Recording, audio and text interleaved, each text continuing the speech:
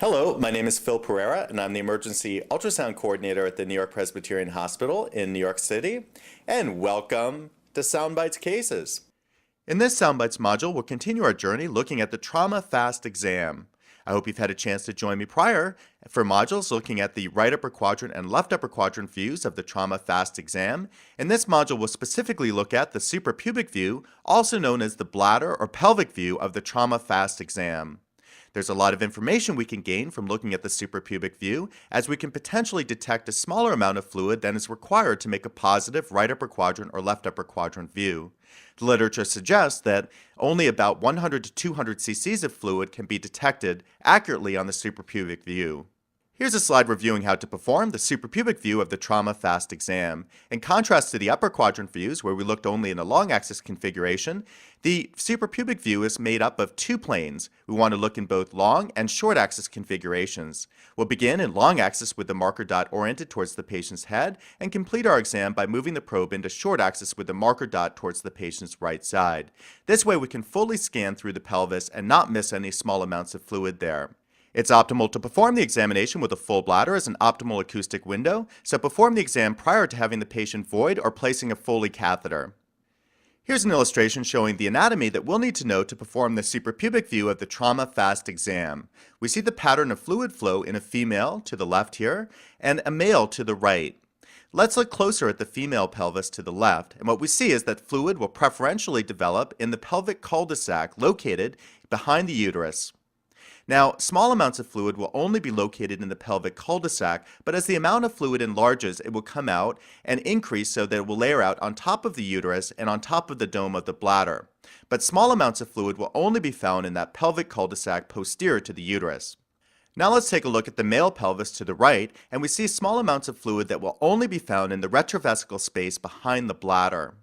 As the amount of fluid enlarges, it will come anterior to settle out over the top of the dome of the bladder, but as we emphasized in the female, small amounts of fluid will only be found in one place, and in the male, it will be in that retrovesical space immediately posterior to the bladder.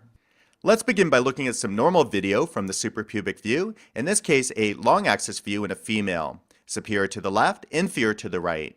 The first structure we identify is the bladder, the dark area, anteriorly, and posterior to the bladder we see the uterus. Now if we look into the potential space, the pelvic cul-de-sac posterior to the uterus for any dark fluid collections, we see an absence of any fluid on this normal video clip.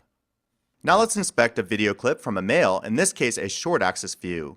We see a large bladder there, anteriorly, and behind the bladder we see two tubular structures making up the seminal vesicles, a normal finding in a male.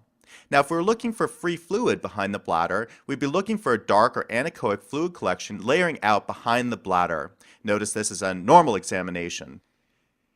Here's a positive examination in a female trauma patient. We're looking in the long axis view, superior to the left, inferior to the right. The first structure we identify is the bladder as seen inferior here, and notice the uterus, the solid organ, as seen superior to the bladder. We note the parts of the uterus, the fundus anteriorly, and the cervix more posteriorly. Now let's look into the pelvic cul-de-sac immediately posterior to the uterus, and what we see here is the presence of a dark or anechoic fluid collection just posterior to the cervix within the pelvic cul-de-sac. So in the female trauma patient, this does denote a positive examination and can be a sign of ongoing bleeding within the abdominal pelvic cavity. So let's contrast this clip in which we see a small amount of fresh fluid within the pelvic cul-de-sac with this one in which we have a female trauma patient with a large amount of bleeding within the pelvic cavity. We see here, again, a long axis scan, superior to the left, inferior to the right. The bladder we see as the dark structure inferiorly, and the uterus superior to the bladder. Notice the fresh fluid as seen posterior to the uterus within the cul-de-sac, but note that the amount of fluid comes anterior to the uterus, as seen here between the uterus and the bladder. So this denotes a large amount of blood within the pelvic cavity in this female trauma patient. If we now orient the probe towards the patient's right side, we obtain a short axis view of the same patient.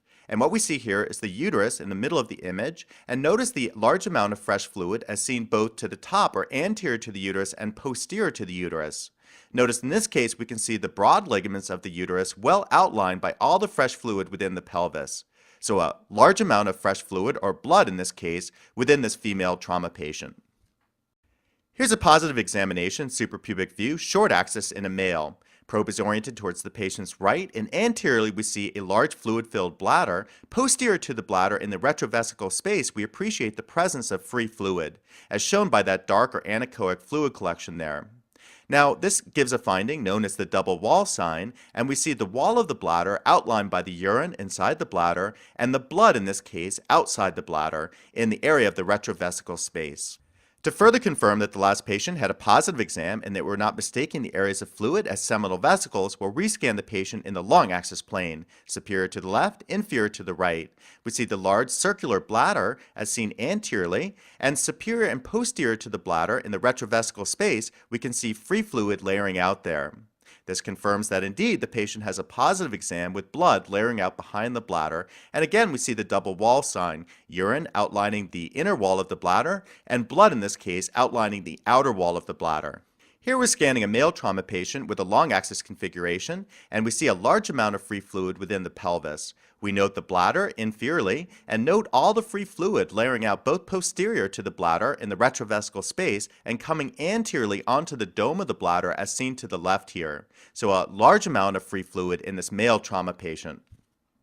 In conclusion, I'm glad I could share with you the SoundBites module covering the suprapubic view of the trauma FAST exam. This view is a very important one to add on to the exam of your trauma patient, as we can potentially detect a smaller amount of fluid here within the pelvis than it takes to make a positive right upper quadrant or left upper quadrant view.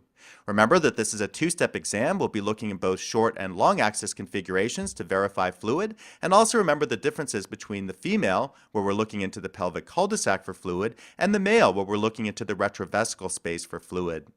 So I hope to see you back in the future as SoundBites continues.